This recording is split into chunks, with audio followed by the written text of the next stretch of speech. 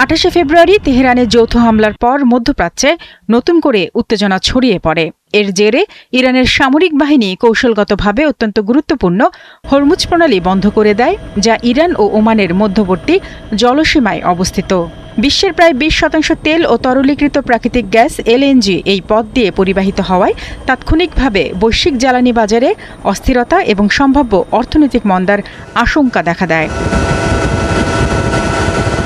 পরিস্থিতি সামাল দিতে কূটনৈতিক তৎপরতা শুরু হলেও তা সফল হয়নি।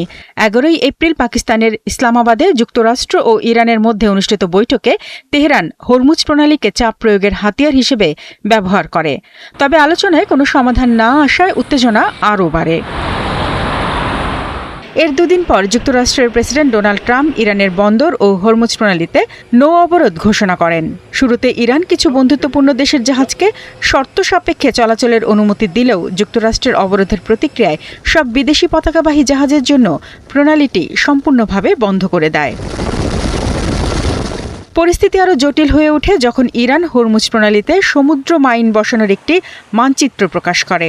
এর জবাবে ট্রাম্প প্রশাসন দ্রুত মাইন অপসারণ কার্যক্রম জোরদার করার নির্দেশ দেয়। ১১ এপ্রিল যুক্তরাষ্ট্র এই অভিযান শুরু করে।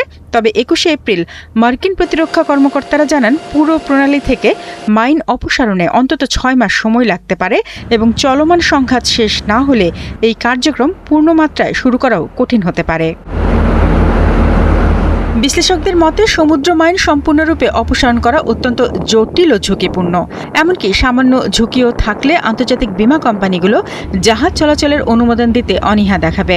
ফলে প্রণালীটি আংশিকভাবে খুলে দিলেও স্বাভাবিক নৌ চলাচল দ্রুত পুনরুদ্ধার করা কঠিন হয়ে পড়বে।